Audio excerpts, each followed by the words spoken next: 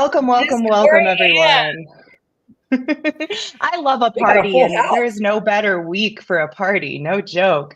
Welcome, everybody. You are on Ask an Agent Anything. Thanks for carving out some time on your Tuesday for the conversation of business life. Really, we mean everything when we say anything comes up in this conversation. Renee and I would be on the phone with each other every week, even if we didn't bring it to you guys, but we prefer the conversation get bigger, as you can tell by the many faces here on the screen. Again, I'm Corianne Wright. I am a licensed realtor here in Colorado. I also invest in land and properties here. Hit me up if you need anything. And I'm with my absolute beautiful co-host, Renee. Renee, how are you doing today? I'm excellent. I'm very casual today, and you guys probably recognize that the background is different. So I am not taking time off because here we are the week of the 4th of July. It's going to be interesting to see who shows up, but I have a feeling there's going to be the tried and true.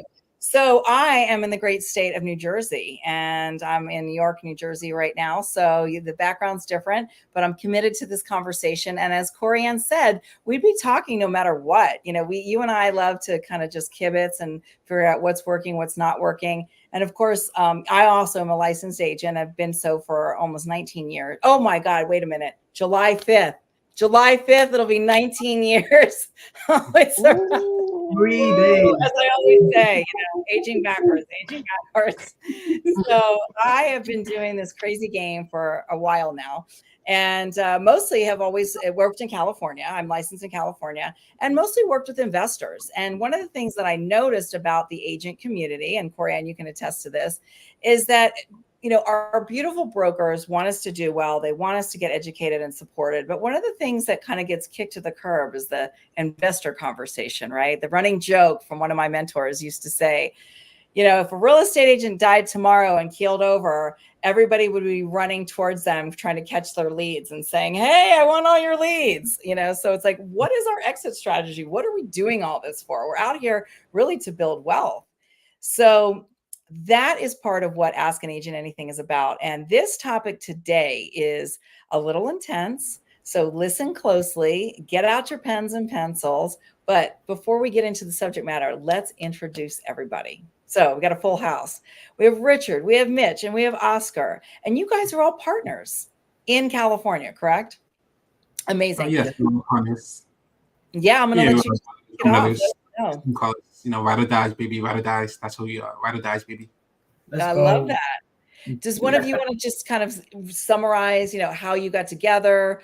What had you get into real estate / the investor side of real estate? Because remember, a lot of people that might be listening are more agents, right? So we don't get really educated on this side of things. And we're going to talk about something very, very niche. So please share with us, Richard, just who you are, Mitch and Oscar, kind of who you are. And then one of you say, how did you all become, I'm assuming partners. So I don't know if you're just partnering or if you're direct partners and you split everything. Mm-hmm. It's interesting also how that works. So please. Yeah, absolutely. Yeah. First of all, thank you for having us. We really appreciate it. We love being on podcasts. And Renee, we've known each other for quite a while now, maybe I think about 4 years now, I think it was, so I appreciate you for having us. We're very happy to be here. So a little bit about myself. So my name is Richard Knowles. I've been doing real estate since 2018. I come from an engineering background. I have very strict parents, who are Jamaican. Jamaican parents can be very strict. So they had me go through college, grad school, all that kind of stuff. And I had some great jobs, ESPN, Disney, Twitter, and I'm able to apply my soft engineering skills to real estate. So why did I join real estate in 2018? Is because I want to build long-term wealth for my family, right? So 2018, I started, doing private money lending, did some partnership with Airbnb hosts, and then kind of shifted into creative finance after COVID hit. When COVID hit, Airbnb, of course, took a hit. So that's my introduction or my way of getting to real estate, creative finance, due to Airbnb failing, right? So that leads me to meeting Mitch and Oscar. I joined Pace Mobi's Sub 2 program, which is creative finance mentorship program. And Mitch and I were one of the first 100 people to join that mentorship back in May of 2020. And we've been mentored, very well by Pace Mobi. He's a great teacher, very good educator. And, we've been blessed to have done a lot of creative deals since then. And Mitch and I are now the one of three or two or three regional leaders for Southern California for Sub 2. So we're here to help people get their first, second, third creative finance deal. And we love helping people. That's our passion. It's very fulfilling for us to help people, agents, wholesalers, TCs, you name it.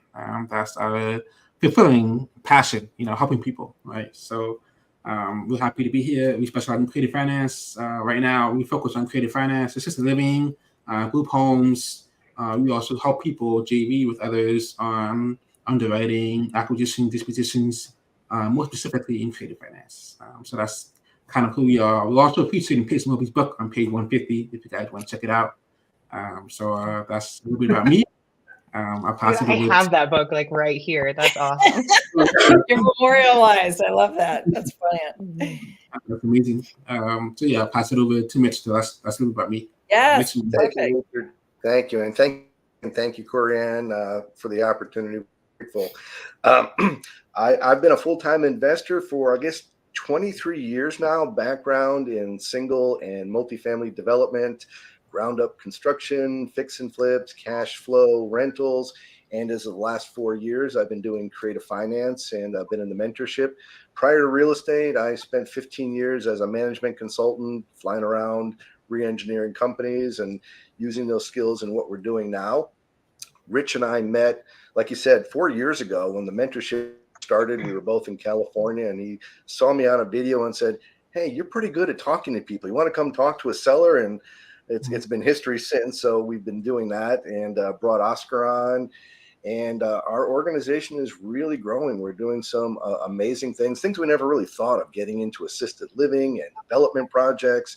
And as Rich said, I think this is something we all share together, is that we love to help and to give back. It's a passion of all of us to teach and bring others along. And it's part of our role as leaders in the mentorship. And so we're on a lot of these types of podcasts and reviews and happy to work with people. And since we have a realtor-based audience, and I think that's important to realize because a lot of times realtors and investors do this. Realtors don't trust investors. Investors don't trust realtors. We like to build bridges between what we do and realtors do and explain what we do in very simple terms. And our approach, and this is one of the things I love about working with Richard and Oscar, we have the same mindset and philosophy in that we just like to put our cards on the table. We're very transparent about who we are and what we do and how we do it. And oftentimes we'll tell sellers, we might not be the best resource for you, but you should think of step 2, 3, 4, and 5, and we're here to help.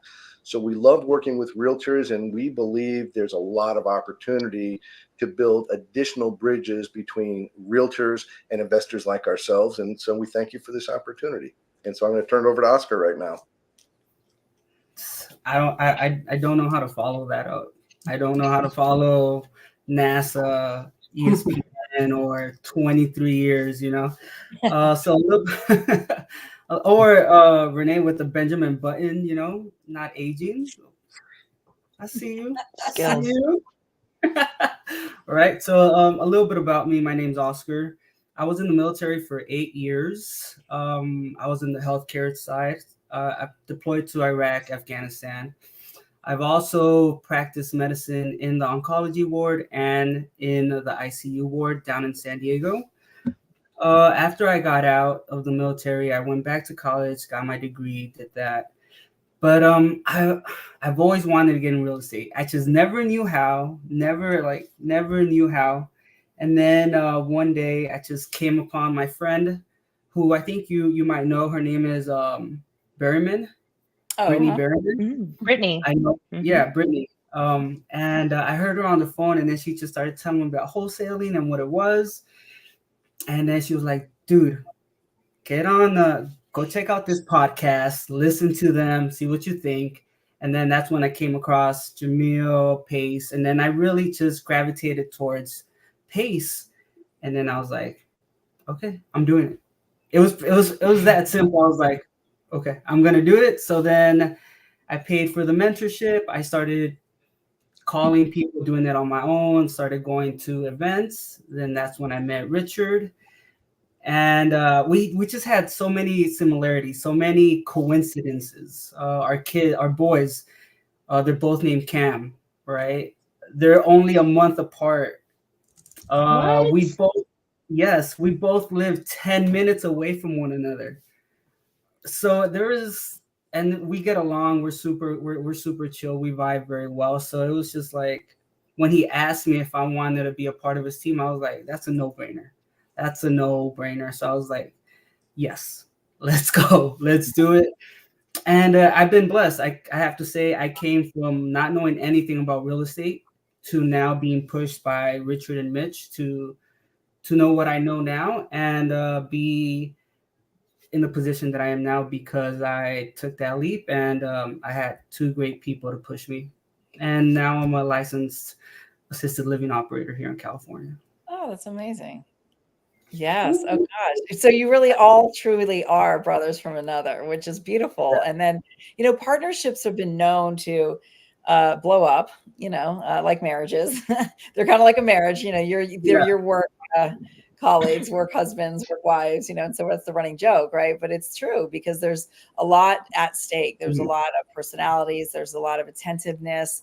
And so when at least it starts out that, there's something there that makes sense and that you can collaborate on and with, it just feels right. And that kind of alleviates like some of the oddballness, of trying to find your people.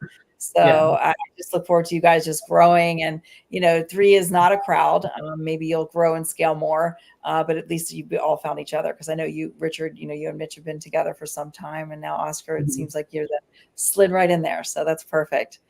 Corianne, look at this. We got a whole bunch of boys that know stuff. I'd say, a couple of things that you said is that you all had other careers and that you were looking to real estate as not a fallback, but that you are stepping into real estate. And I assert that it's because of the exit strategy that real estate can bring you, which is loosely said financial security.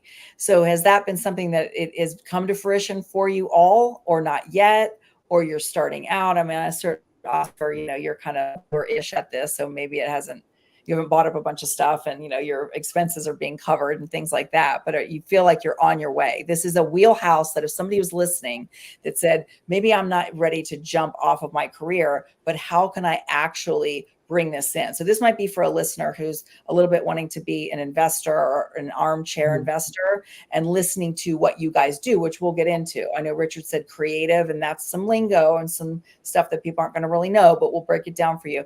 So the fact that you chose this versus say becoming a real estate agent or doing say fix and flips, let's just concentrate on the creative component of it, because this is where, you guys shine more, even if you've done flips. Let's just keep it at that. So, oh, that's beautiful. So yeah, I mean, how is it going? Like, so now you've introduced yourself. Richard and Mitch has been in this for a minute. Oscar, you're like stepping into it with a very specific niche. How's it going? You know what? It's going well. Like I said, I feel like I've been catapulted because like I mentioned, like I came from not knowing anything, right? And I've been doing it, I want to say 2.5 years in total, not knowing from point A to where I am now.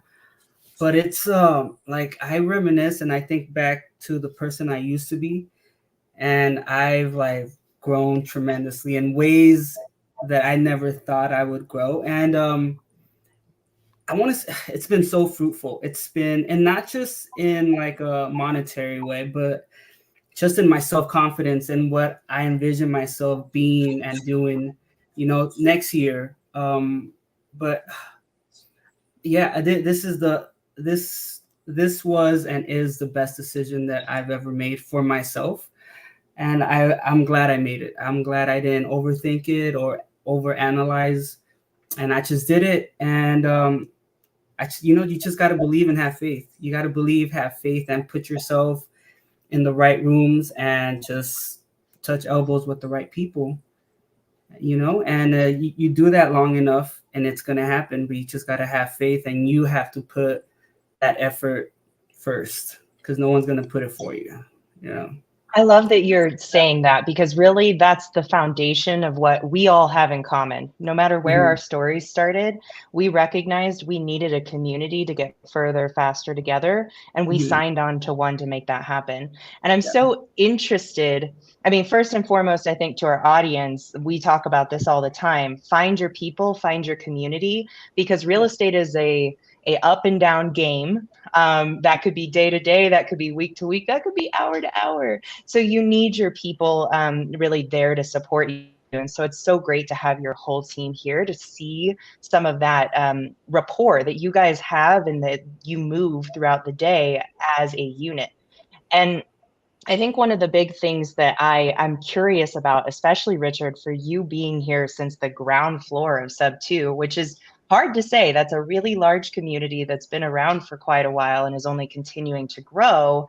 And it has a lot of knowledge in there that can go a lot of different directions. So I feel like you could give us some advice, whether you're in a community or you're not, on what are you seeing in terms of people being able to decide and actually take actions moving forward when you're given a lot of opportunity. Oscar obviously did just like that. He decided what community he was going to be on. He plugged into an awesome team, and now he's kicking butt and taking names. So if you could just speak to, what advice would you give somebody who has all of this opportunity in every different direction in real estate? How do you really narrow focus and move forward?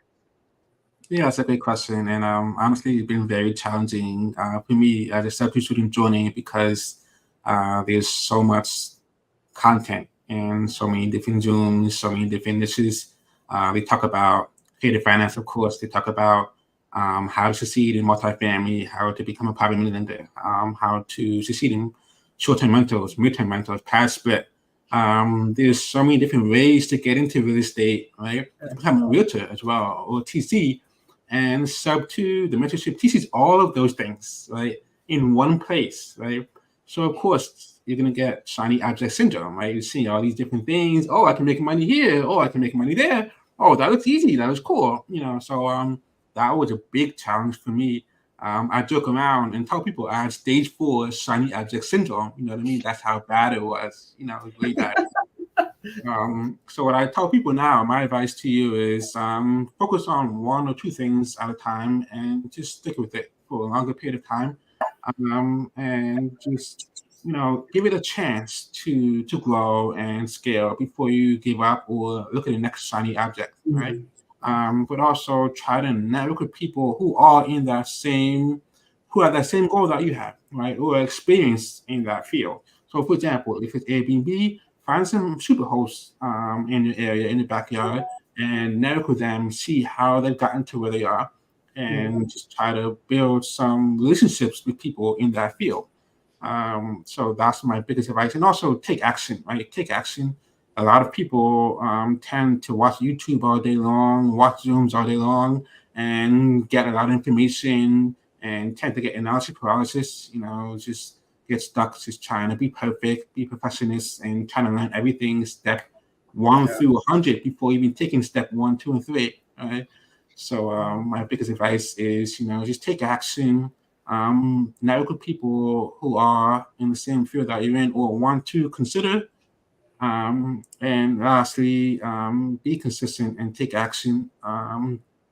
Don't try to take action or learn all the steps, but actually just go through the process, take baby steps, and have someone hold your hand through the future steps.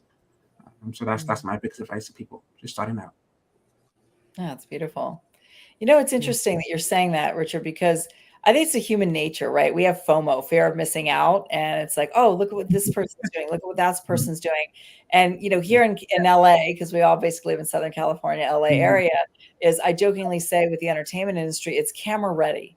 And so sometimes with these real estate shows, which primarily focus on either flips or real estate agents, that they make it look easy. And they, of course, highlight the benefit, right? Oh, my God, look at these 6-figure commissions on a $40 million house or whatever. And jokingly in the real estate world, right, because like I said, I'm a licensed agent, we even call that the thin air. There's only so much room for so many people that are going to be in that sphere. There's probably always room, but there's only so much room. So, don't kid yourself for the listeners. It's like there really is a lot of hard work and persistence to start at the bottom. And by the way, like even some of those guys that are on those shows, I've done deals with them or I know them in passing. And even though they're at where they're at today, the two British guys on I forget $1 Million Listing, I think they will talk about the door knocking that they did. They actually put on their Prada suits and their fancy shoes, which are not door knocking shoes. Okay, you want to have like sneakers on, and literally walk the hills of Bel Air and door knocked, and that's a big part of how they got their career going. But there's other people, the Josh Altmans of the world, they door knocked. They would roll up on dirty, filthy houses, just happen to be in the flats of Beverly Hills, and did their thing. And so they don't really make it like the message, because for them it was so long ago and now they've built their career up. But they will, if you get them talking, they will attest to that's where they started. Like nobody comes away unscathed in real estate. Maybe, just maybe, if you join a team that's really plugged in, okay, but still you're going to start in the mailroom, you're going to start at the bottom. Or maybe, just maybe, if you're fortunate enough that a family, like you're in a family business. But even then, I assert that if dad, brother, uncle, whatever started it, 30 years ago, that you still need to have had to have come in at some point and started on the phones or started in the mailroom. As I say, everybody starts at the bottom. And there's one thing about real estate is, in my opinion, nobody gets away from doing that work, because that's really where your tried and true is built. You simply cannot and will not step into like a finished product. It doesn't work that way. So I say, as you're listening to the panel today, that remember, if you feel overwhelmed or you want to pass go or you think you're better than, humbly just see where your process is and know that it takes something to contribute and hit your wagon to the wheel. If what Richard and Mitch and Oscar are talking about, and that's what you want to join, or some of the other mentor groups like Pace and Jamil, and we can talk a little bit more about that, and the sub 2 community or the astro flipping community, that why I'm saying what I'm saying is I see it more and more with younger people. I'm at the point where, I could have adult children at this point. It's so weird. Like Mitch and I are probably closer in age. And you guys grew up with all this technology. And sometimes in certain things like Amazon fulfillment or whatever, you don't have to talk to people. You're just fulfilling things. But the real estate business is still a people business. Maybe when I'm an old lady, we'll talk to computers. I don't know. But for today, if you want to get in, sharpen your people skills, be humble enough to hit your wagon to the wheel, join a mentorship. Don't try to hang your, license out on the shingle with your name on it. You'll get there. There's plenty of room. So please heed that call, because this group right now is going to talk about a lot of very specific things.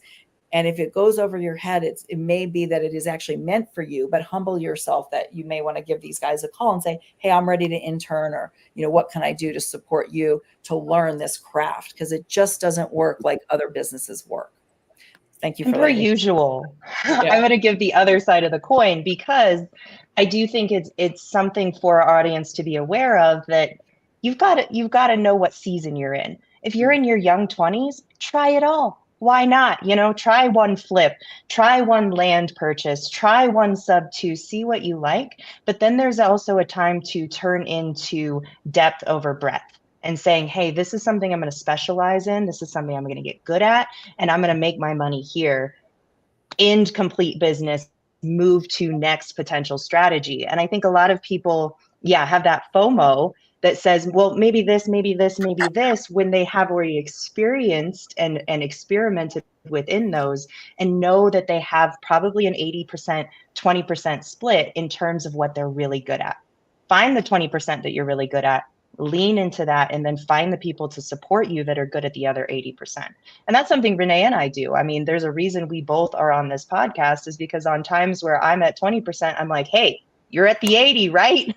And vice versa. So I think that's just a good reminder to our audience. But I just want to pick it up from there. After you guys all met, as you're moving forward in your business, what is your specialties? What does a day look like in your business, and what are you all focused on? Mitch, you want to go? Sure.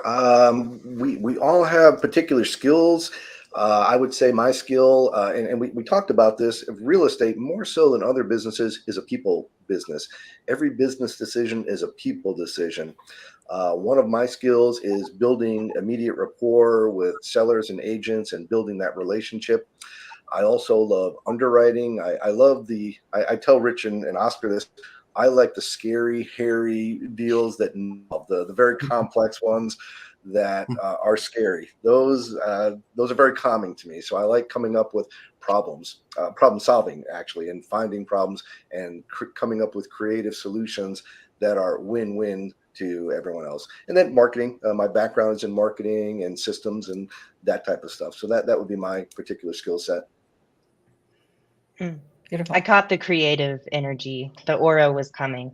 I could feel it. So that's good to know. Often I don't see people that are both the social side and the underwriting side. For me, my business partner and I are the exact opposite. Like I'm the social, rapport building quickly side, and I'm like, please underwrite this and tell me what number. I mean, it's pretty straightforward because really when we're talking to sellers, we're really learning about what are you trying to achieve, Renee? What are you trying to achieve, Corianne? What problems are you dealing with? What issues are you dealing with? And then our job is to put it all on the table and then come up with 1, 2, 3 different options that solve the problem in a manner that's a win for you, the realtor, ourselves, and everyone involved. And that's what we love doing. That's a successful situation for us. That's brilliant. And that's a soft skill, right? So you've been on the planet for a minute, you've learned your people skills to a degree. And it's really getting out of, I always say this, right? Like it's getting out of yourself, because people live out here. People actually live out here. They don't live in here. And very often we're waiting for somebody to stop talking so that we can answer. But the truth is, if you're out there and you're listening for what people want to talk about, it's brilliant. It's everyone's favorite subject is themselves. And so if you just listen in between the lines, ask open-ended questions, for the most part, you're going to get your answers. And that's going to be your, Hansel and Gretel breadcrumbs, right, to the solution. So basically, it's a skill, and I make it sound easy, right? Mitch, you and I've probably worked on that. I'm sure it's a never-ending quest to get to be out there with other people. So, we had you guys on because you do have your niches, and will one of you, maybe Richard, I don't know, or Mitch, just because you have been at this a little bit longer, but you used a little bit of lingo-ish. You said sub 2 and creative.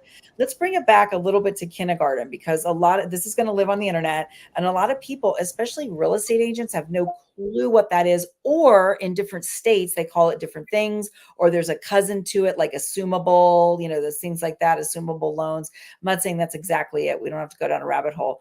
But share with us so that if any other time in the next 30 minutes that you guys say sub 2 or creative, people can really follow what you're saying. What is that? And then talk about the community as well. Yeah, absolutely. Yeah. So creative finance essentially is a way of solving problems. Essentially, it's really what it is. Outside of going the traditional route of take out a loan to buy a property or cash to buy a property, right? That's the way most real estate agents understand how a transaction works, right?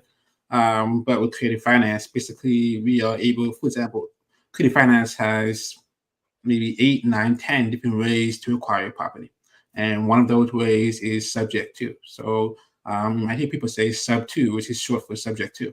It's also the name of a mentorship owned by Pace Moby, our mentor as well. So subject to basically means that if you're buying a property and instead of taking out a loan to buy the property or cash to buy the property, if there's a mortgage in place, you're leaving that mortgage in place and you're making payments towards that mortgage, leaving the mortgage in the seller's name, and buying the property and paying the seller the equity on the property over a period of time, or maybe you might pay it up front, right? So if you're paying equity over time, then it becomes more of a hybrid between subject to and seller finance. So if I give a quick example, let's say you have a property that's worth $100K in current condition, and there's a mortgage for $40,000. So that means there's a $60K in equity on that property. It's worth $100K, mortgage $40K. And let's say I'm a wholesaler and I want to get this property under contract, and I get under contract for $60K, which is a $40K spread because it's worth $100K, and I get under contract with the seller for $60K.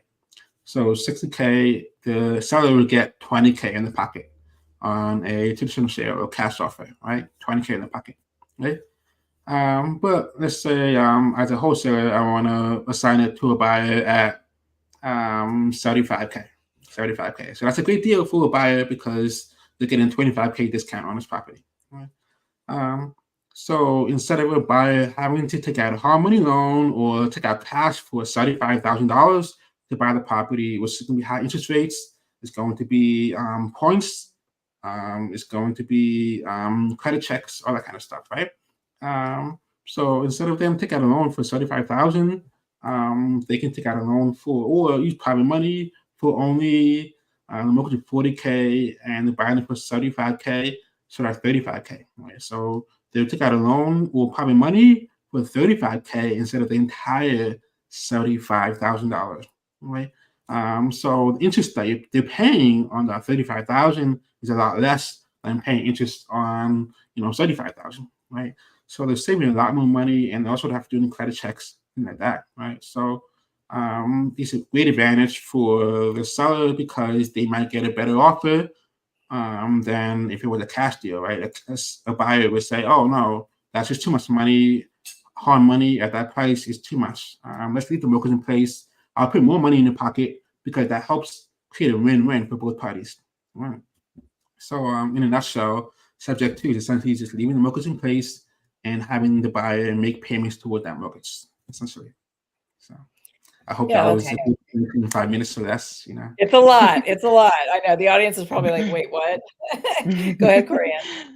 But that was also a really beautiful and simple way of explaining what is a pretty complicated process. And I would encourage anybody that wants to know more on the definition and the breakdown of that to go follow Richard. He's got his handle right there to explore those conversations, because I'm going to take it to 2.0 because I have questions, and people come to me all the time with questions that I can't answer quite often. And I think especially for the agent audience that's out there, they hear a sub 2 pitch, and let's say it's maybe not coming from somebody who's as knowledgeable as you, but they hear that sub 2 pitch and they go, "I'll lose my license. This is scary. I'm putting my seller at risk." How do you respond to those probably daily objections that you get? Anybody want to take that one? Go for it, Rich. Finish it up, Rich. Yeah, good question. So on the settlement statement, there's a line item for subject to, right? So we be very clear that this is perfectly legal. We show them IRS documents, we show them settlement statements that show that subject to is perfectly legal, right? We do explain the risks of subject to, right? So we wouldn't be ethical if we didn't explain the risks of subject to, right? Subject to is a great strategy, but there's also a risk involved, and we're very transparent what those risks are. One of those risks is, of course, a due on sale clause, right? That is the biggest thing that most people are scared of, right? And what that means is basically if the bank sees that a title is transferred or the deed to the property is transferred to another party and the loan is not paid off, then they can call the loan due, meaning get the full payment, full owed amount due in one lump sum, right? Within 30 days, typically within 30 days. So the chances of that happening is typically around 1%, less than 1% actually. Doesn't happen very often unless you take, unless there's some mistakes that you made. So we take a lot of precautions, right? We don't take over property subject to if it's a small bank, for example, or if there's a reverse mortgage, and if there's a down payment assistance on the property as well. So these are precautions. Through our experience, we know what makes a good candidate for subject to and what doesn't. So we're very transparent with agents that we work with. We close deals with agents all the time. We closed a deal last month with an agent in Inglewood, California. So California, tough market, but we're still doing deals here. With creative finance, you can do deals anywhere. You're much more versatile, right? Even as an agent, if you're an agent and you understand creative finance, you could be doing a lot more deals. We have an agent that we work with who's a high-end agent in Calabasas, Beverly Hills, those kind of areas, right? And he is very open to creative finance because he knows that it's a tough market, in the high price points, right? So if you can structure something creatively to make it work for both parties, everybody's happy, So to go back to your question, Corianne, we're very transparent with the agents, and we explain. We have attorneys that we work with as well. We kind of have a package, a credibility package of all the deals that we close. Attorney testimonials as well, them explaining what subject to is. So there's nothing better than having an attorney saying subject to is legal, So yeah. Well, that was a hot gem in regards to checking and seeing what bank holds the mortgage and staying away from maybe the small credit banks and that kind of thing. I wouldn't think to look out for that, so wrote it Yeah, down. that was good. And I want to Yeah. summarize too for the agent, because Corianne, you set it up, right? And one thing that I can assume if an agent's really listening to this is I myself do not actually do the creative financing, if you will. There's only so many hours in the day. So if, Richard and Mitch and even Oscar, and I want to get to Oscar with the assisted living as well, if there's something that these gentlemen are saying that are resonating with you and you go, I like these guys, they seem ethical, just kind of the basics. Do I know, like, and trust them? Do I want to do business with these guys? Like, that's just bare bones, what's next? So what I will do is I know enough to be dangerous. And so I'm encouraging, not right, but I'm encouraging the listener that I'm just listen through me, right? So I know enough to be dangerous, which means that I've educated myself enough in conversations with Richard, with Mitch, watching Pace Morby is the name. Pace Morby is really taken subject to, which is taking over a property subject to the loan in place. Or some creative would be if you have a client that has a property that's paid in full. So either of those two scenarios, we'll keep it simple. If you're listening and you're talking to a client and they are looking to get rid of a property, maybe it's a property that is an investment property for them. It's not their main house. Maybe it is their main house. And they don't actually need the money. They do not need to cash out. They do not need to cash out on that property and take all of their equity and then go off and buy something else, or worse, pay a lot of capital gains. So listen to this, agents, please. This is also an alternative to where you want to be the solutionist. Agents are really the front line. So we are talking mostly to sellers or other colleagues. And if you're listening and saying, and somebody has a problem in your office or a seller has an issue, you want to say, I may have a solution for you. It's called sub 2. It's subject to a loan in place. I've got a gentleman that I've listened to and worked with before. You can kind of fudge a little bit. I'm here to attest that I've worked with Richard and Mitch. They're fine. They're going to be your business partners. They're not going to let you fall. And you can literally hang up the phone and then connect with, Richard or Mitch specifically, because I know, Oscar, you're doing more assisted living, but, specifically for subject 2, and say, hey, I kind of think I have this. I don't know. I feel like I'm in kindergarten about it. I sort of set it up. The seller's open to listening for payments over time. All you want to say is, hey, seller, are you open to payments over time? I can get you your $1 million. The market said that it's only going to give you $700,000. So, and you're tired of getting lowballed. This is languaging that agents are going to hear and say. You can say, I've got people that are going to pay your price, but we need to do it over time, and let them share with you what that looks like. Okay. Because we're just out here educating people. This conversation is not a one and done. It's at least 5, 6, 7 conversations that you might have with the seller just to get them educated. No one's making decisions. No one's stealing anyone's equity. No one's losing anyone's license. I just want to say for the record, like, slow down, agent. Okay. No one's trying to dupe anybody. Just slow down, get educated. And I will throw the broker under the bus for a minute, because the brokers will never educate you on this. The reason why they're never going to educate you on this, and I'll go on record saying it, is you can choose to run this through the brokerage or not, but the brokerage is not involved in your deal. You get an assignment fee, you get a fee. So it's not a commission. So the broker is never actually really technically involved in your deal. It's a thank you for bringing these two people together. So you can take with that what you want. You can run it through your brokers. You can do everything on the up and up. But I'm telling you that that's why the brokers don't have this conversation. But if you want to do more business and be more of service, this is a conversation to be had. Now, Richard, I don't necessarily want to get into in the weeds about the agent that you're working with, but it would be interesting if they're actually running it through the brokerage or not.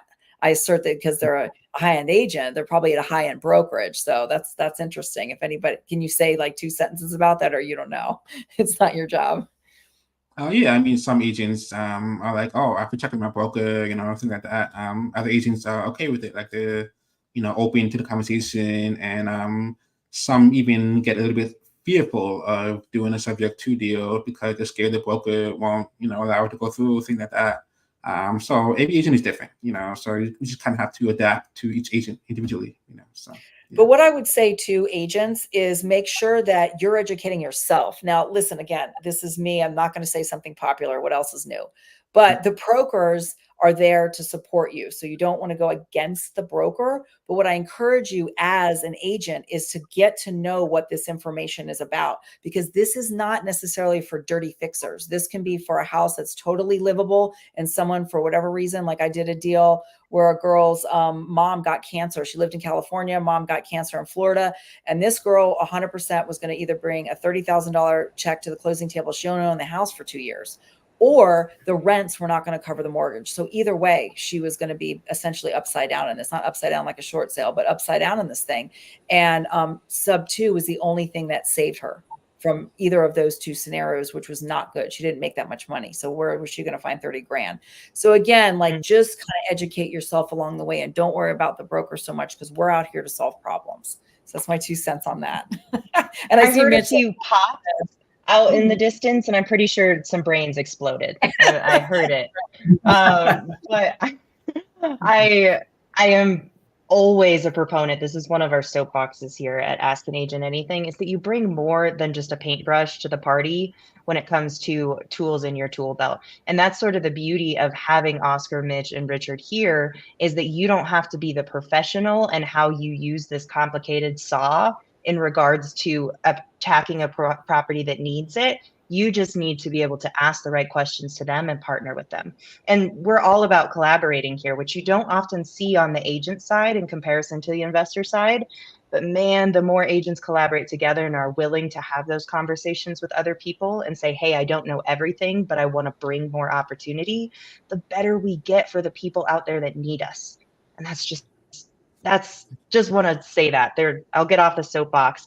We have a couple of really good questions, so I want to pull those up. It can't always be me and all my questions.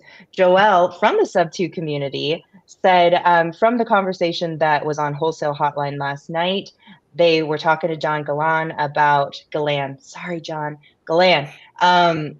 on managing day-to-day and how do you delegate and add people to your teams. And this is the perfect question for a team here. Like, how did you figure out that you guys were the right people? And then how did you pull together and become a team? Probably for Mitch. I want to know Mitch's thoughts to this as the people person in the room.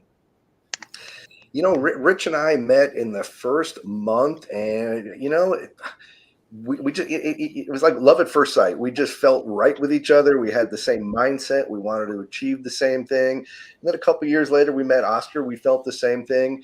You just feel it. And we talked about, you know, what is our vision? What do we want to accomplish? But more importantly, what is our moral compass?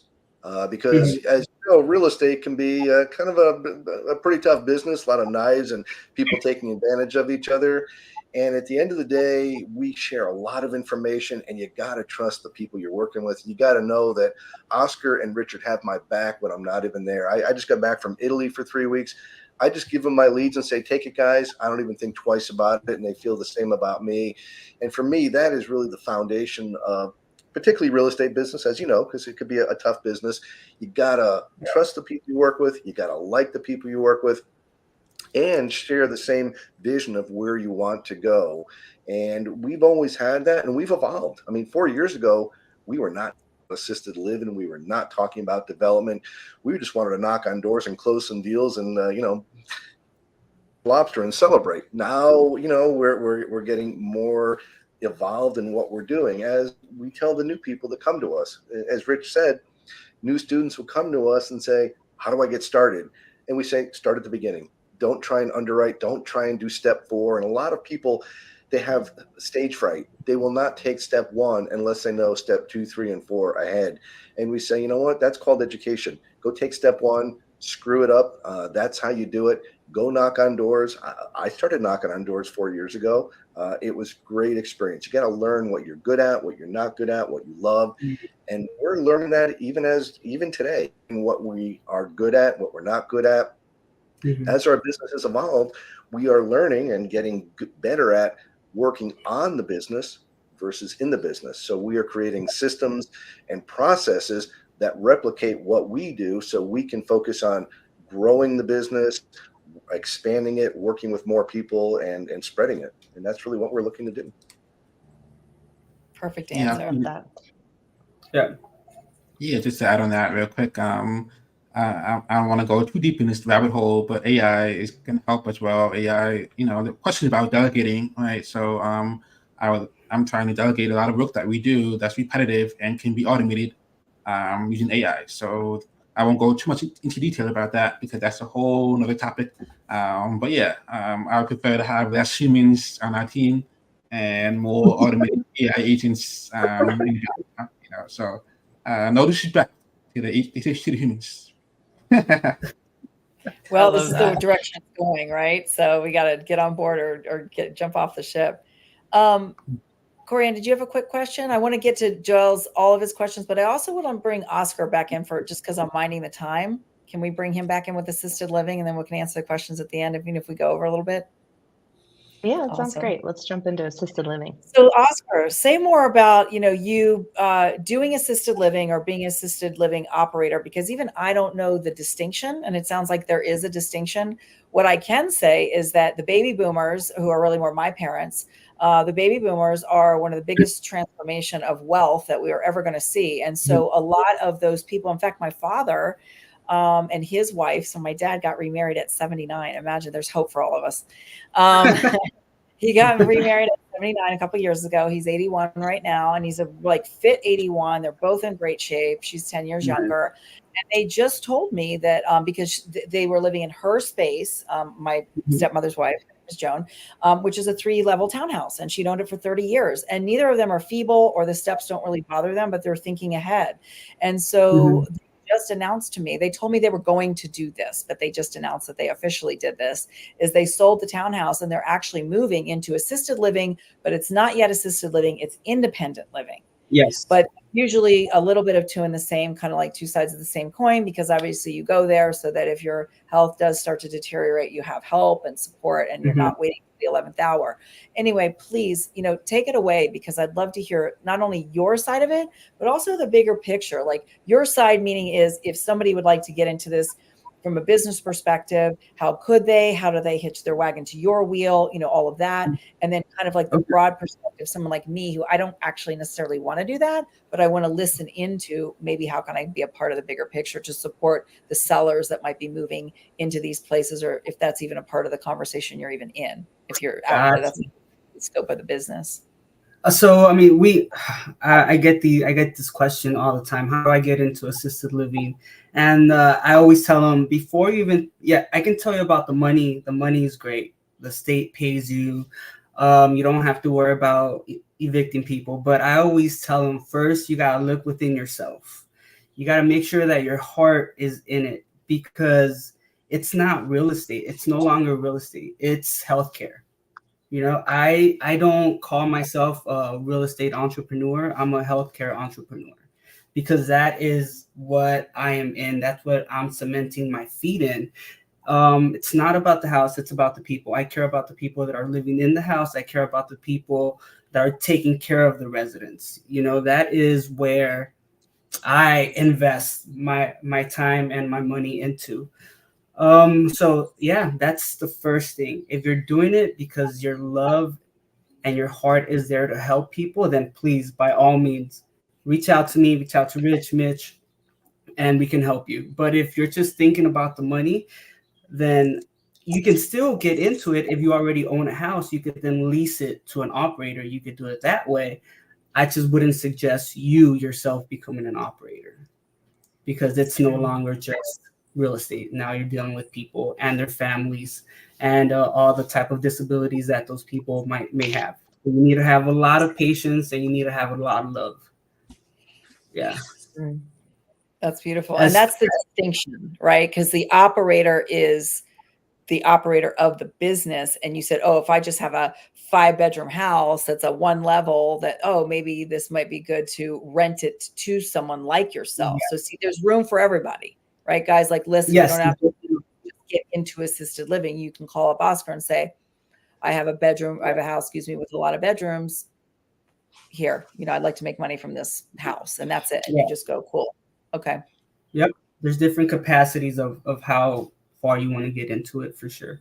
And the bigger picture, why it made sense for Richard and Mitch and I to do it, or to pivot into this, is because I have 8 years of healthcare So I know I have the love and a passion for that.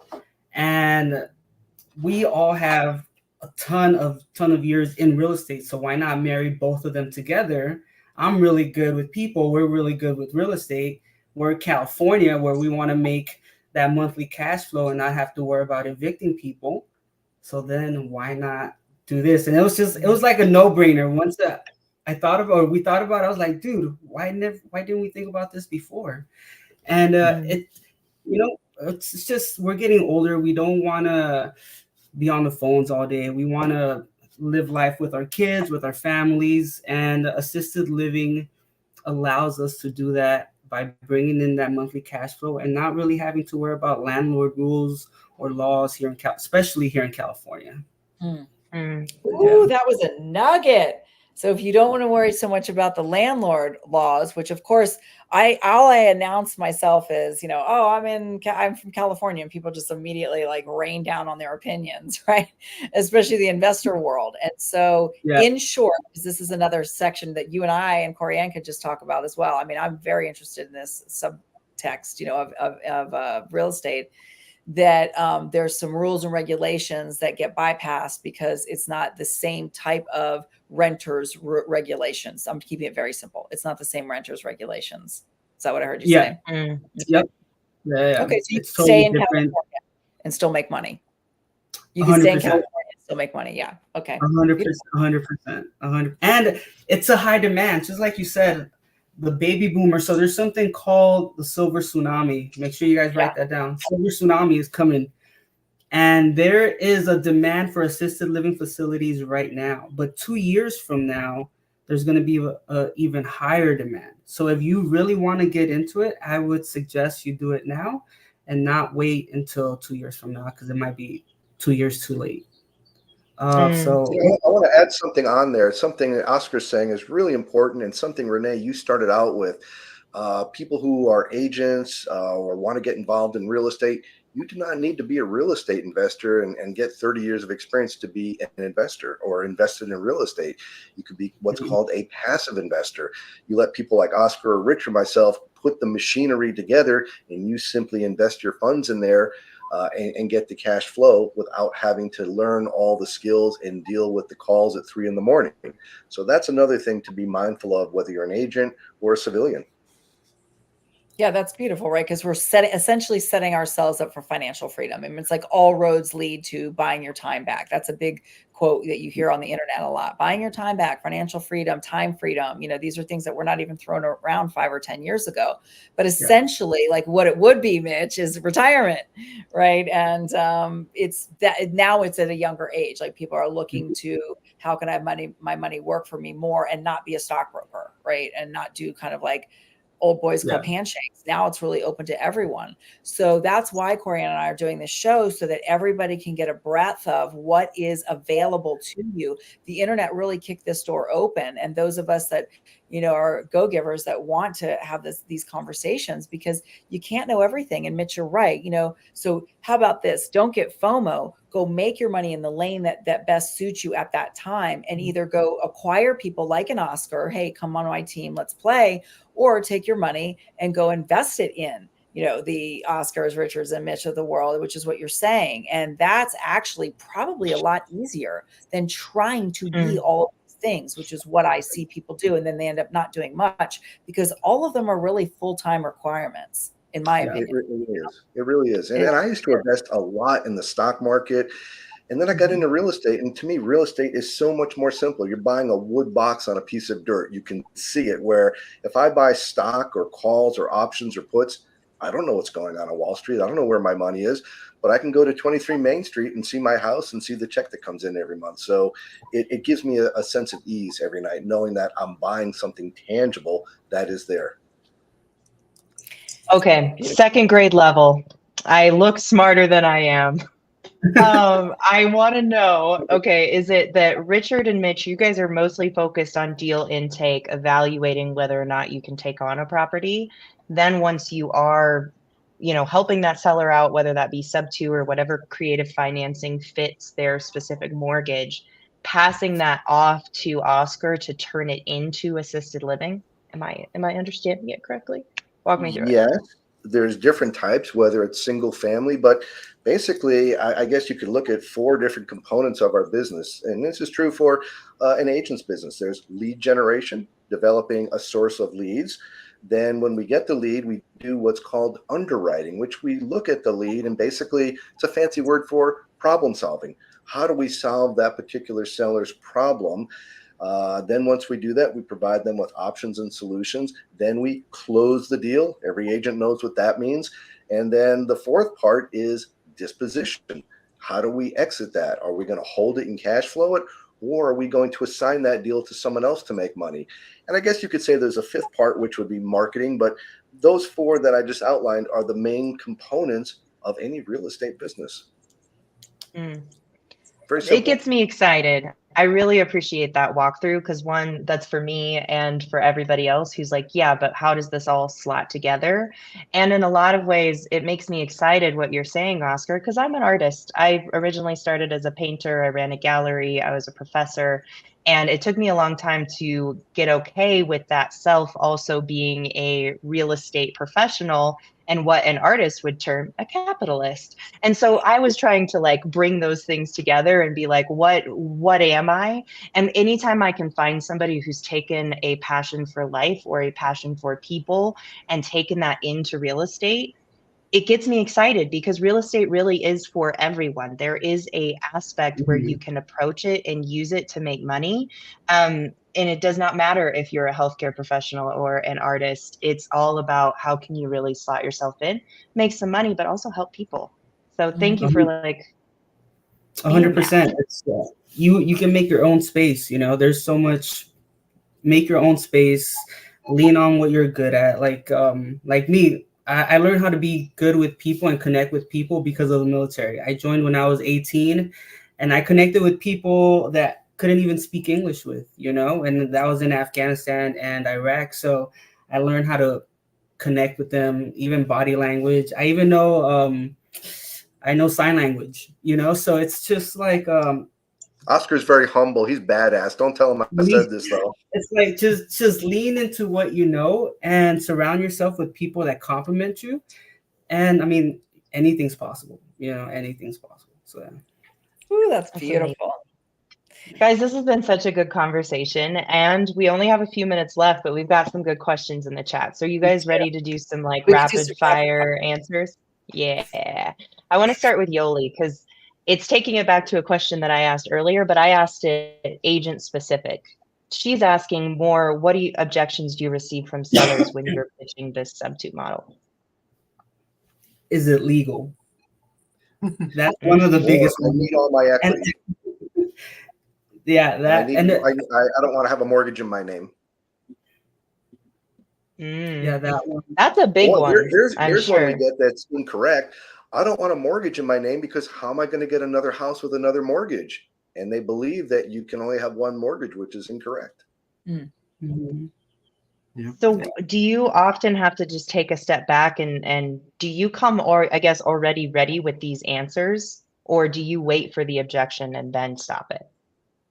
Yeah, we wait to see what their concerns are, and we will address each one as they're raised and address them right on. And like I said at the beginning, sometimes we are not the right solution for everyone. So for example, let's say Renee is selling her property. It has no mortgage. It's free and clear, but she wants 100% of her equity for whatever reason. She's going to travel, and we would not be the right for her. She needs all of her equity out.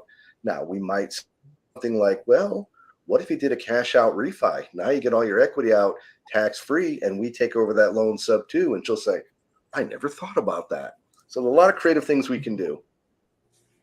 Yeah, absolutely. Just to add on the, whether the agent asks about concerns or do we just bring it up first, we actually send out a credibility package with our office. And in that credibility package, it has a breakdown of what subject 2 is, what is seller financing, and it also has a frequently asked questions as well. So they can review that before they even speak to us about the actual offer that we presented. So we're kind of very transparent. I think it's very important to be transparent, because you don't want to go in escrow and then like, oh, you didn't tell me this, you didn't tell me that, and then it blows up the deal. So I would rather have all the information in front of them first, and if they have questions, we can adjust it at that point, rather than it be a surprise for them. So. Yeah. Awesome. And that's the I feel part like that where- answers this question in a big way. Yeah. You go ahead, Renee. Now, I was going to say that's the part, guys, where you want to take on that incentive for yourself, right? This is not a passive approach to creating wealth for yourself. If you've got a question, look it up.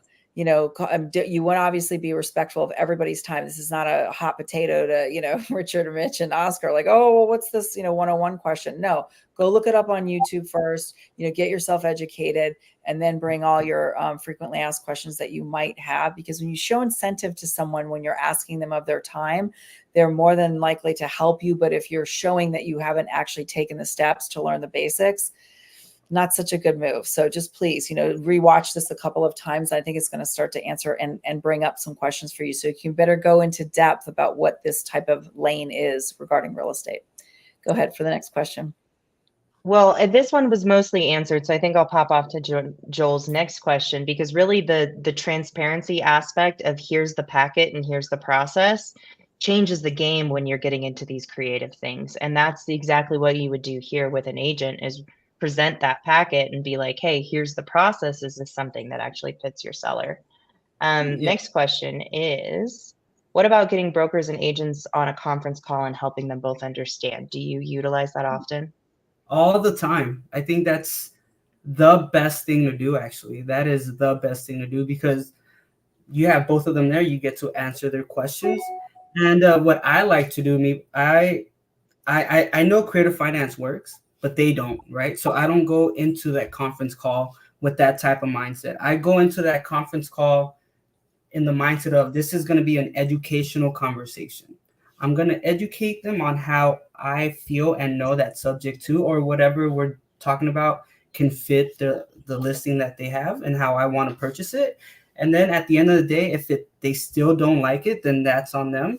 But at least I educated them on it, and I show them that I can do it and that I'm well versed in it. But I think that's the best thing to do, is to get, whether it be the broker or the agent or even their client, all on a call, and then just have a conversation. So then all you guys are on the same page and everyone's asking all the questions live. And it's just, it builds your credibility as an investor 100%. And that's what I do. I've had as an agent, I've gone on a Zoom just like this. I'm not trying to be everything to all people, but these are my partners, if you will. So you got to pick your people. Remember, people do business with people they know, like, and trust. That's your homework assignment. Maybe this group isn't for you for whatever reason. I wouldn't attest to that, but maybe they aren't. Go find other people that understand this. And then those are going to be your people. And those are going to be your go-tos to say, when we get on a Zoom or we get on a three-way call, that with confidence that you can essentially hand this off. It's like a little baby, right? How much time and effort have you put into at least establishing this relationship that maybe you don't know anything about, but now you're going to hand it off, and it's okay. You want to know that. Again, guys, I do that. I don't know this world like the back of my hand. There's too much to know every day. But I surround myself with people that do, and then, we do business. That's all good. And then Also, we do presentations in brokerages offices as well. So a lot of brokers and agents are not, educated on creative finance, which we've been talking about throughout this presentation or this podcast. So instead of educating one agent, one broker at a time through each phone call, we tend to offer to do consulting and offer to do presentations in the office. That way we can present to 40, 50 agents at a time, and it spreads like wildfire. It's like word of mouth. So they're like, oh, you hear about Mitch talking about creative finance, that kind of thing, so and so. And it starts spreading around, and then agents become more open to it, especially under the same brokerage, right? So a few of us here have spoken at different brokerage offices, and we've gotten a lot of great feedback. So if anybody wants us to come into the office, we're happy to present as well. Beautiful. That's a huge gem, because that's exactly what I was going to say, is there's nothing better than having an agent that's like, this is illegal. You're going to have to talk to my broker. Getting them on the phone together and their broker goes, oh, this all makes sense. And then you can feel them melt into like, oh, okay.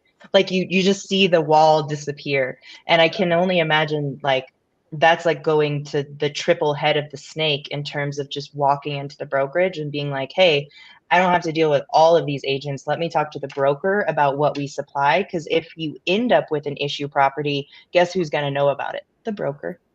So it's sort of a win-win-win gem. And then because we also want to be aware of your guys' time, you've given us so much. This has been amazing. I think we go out with an all-time favorite question here, which is true or false, is it easier to make a 100K deal over a 10K deal? What is each one of your thoughts on this? Yeah, I kind of share my answer. I want to hear Oscar and Mitch's thoughts, but I'll share my answer in the chat. I think the process is the same. So I think it's false. I think it's easier. I'm sorry. I think it's just as easy to make 100K as it is to make 10K. It's just a matter of your marketing, right? How do you market to high-end properties? Do you market to, middle class, lower-end properties? There's more volume. There's more opportunity in the 10K deals. But as far as easy, the process is the same. It's just different type of marketing. Yeah. Oh, go ahead, Mitch. Go ahead. Go ahead, Roscoe. Go ahead. Okay, I was gonna say that the process is the same, but I think emotionally, it's more taxing getting a 10K deal. If it's your first 10K deal, I think that's more emotionally taxing than anything else. But as far as the process goes, I think it's identical. It's identical. Yeah. Yeah, I would agree. And I think a lot of people are afraid to go after the $100,000 deals because, oh, it's $1 million or a $3 million property. So it's scary. And I'll just stay in the $200,000 range. And if you're staying in the $200,000 range, you're not going to make $100,000. But if you're doing a 3 or a 4 or a $10 million property and you're adding a lot of value, it's the same exact process. It's the same solution. It's not like we have different solutions for $10 million properties as we do 100,000. We're doing one right now. It's assisted living. It's a multi-million-dollar property. It's the same exact thing that we're doing. So for us, I'd rather focus on the bigger ones. We're solving bigger problems and getting paid for it and bringing our realtor partners with us. Mm-hmm. There's so much to be said about that. Brilliant. I love that. Yeah. Know your audience, guys. If you're not comfortable yet jumping in the deep end, then hitch your wagon to a wheel. And that's how you learn. And make sure that you give and not take. Don't hitch a wagon to a wheel just to learn, and then not be there and just, well, a year later, 6 months later, I'm out. No, like have an agreement that you're going to give back. But that's how you learn. I remember my first deal like it was yesterday, and I've done all different kinds of deals. I've done $200,000 deals 45 minutes away from LA, and I've done, in the heart of this Beverly Hills, right? It is kind of all the same, but you need to know the basics first. So that I will say sometimes it's easier to work out the basics first, a little bit lower end, because maybe they don't have as much of an expectation or whatever you've got in your head, but it's enough out there for everybody. And just go and be of service and learn as you go and be humble in the process. It doesn't really matter who technically you're serving. If you come at it from that, people that are multimillionaires will feel it. People that have $100,000 house will feel it. And you got to check yourself about why you're in this business, because it's not just transactional. You will not have longevity if you just treat this business as transactional. You must treat it as what the business is, which is a people business. It's a relationship-based business. Yep. So says the person almost 19 years later.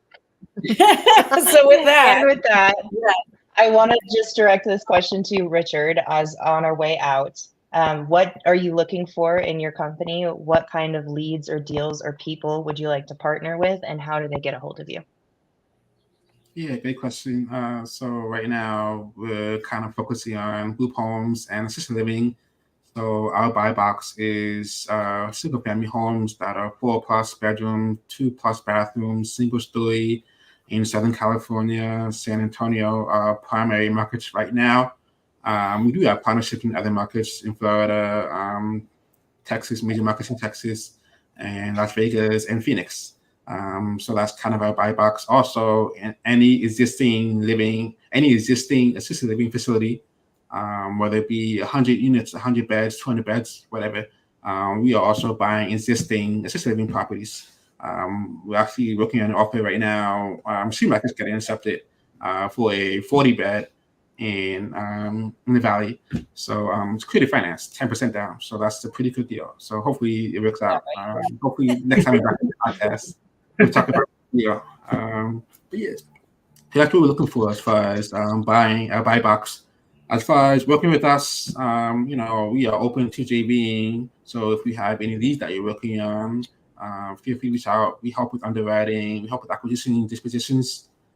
We even educate you on creative finance as well, but preferably over a lead that you have. Our time is very limited, right? So we want to work on deals together with you guys. And lastly, we are working on a program where we will provide a list to people who want to learn how to get into real estate or want to learn how to do creative finance deals. We'll provide a list of people closures or agents to call, and you will send those leads to us. Any one lead that you get, you'll send to us, and we'll hold your hand to the finish line. So we also provide training as well. So we have recorded training, all that kind of stuff on creative finance and how to talk to sellers, agents. So it's kind of like a mentorship in its own, in a sense. So we have that coming up. So feel free to reach out to me or Oscar or Mitch. We have an Instagram handle, Creative Investors, which I'll type in chat. And also my Instagram handle, I actually made a mistake. It's Richard Knowles, there's no E. I asked the person who had Richard Knowles if he would mind if I can have it. He let me have it. So I got the E removed. So I'll update it. Nice. That's awesome. We'll make sure it's also in our description so that you can go find Richard. We'll put it down there. And guys, this is awesome. Thank you. We're going to have you come back because we just skimmed the surface of the things we could talk about. Amen. Any parting words, Renee, on our way out? You know what? Stay humble, stay open, stay humble, guys. I learned so much from this call. I don't know everything. I know I told you how many years I've been in real estate. Don't let that scare you either. Sometimes not knowing is also just as good as knowing. So with that, in the in-between, in the gray area of maybe not knowing so much and being around for a minute, that you stay open, stay humble, and always be learning and always connect yourself to people that you resonate with, that you can collaborate or partner with, because there's just so much to know. Real estate has become more complicated in the time I've been in. And so there's just not enough time. And so you want to do business with people that you know, like, and trust so that you can be of service and, bring value to the world. That's my parting words. Thank you, gentlemen. I so appreciate you both being here. Anybody have anything else to say before we log off? Oh, we got a silence. All right. Lead with love. Lead with love. Right. That's beautiful. I love it. All right, gentlemen. Thank you so much, everybody. Hopefully you guys got something. Put something in the chat. Smash the like button, the fire button, the money bag button, or the emoji, whatever they call them. The kids are calling them. And we look forward to seeing you guys next week. Happy 4th of July. It was a little bit of a thinner crowd, but it's okay. You guys are out having barbecues. It's 5 o'clock somewhere. We'll see you next week. Thanks, everybody. Happy 4th, everybody. See you next week. Bye. Bye, y'all.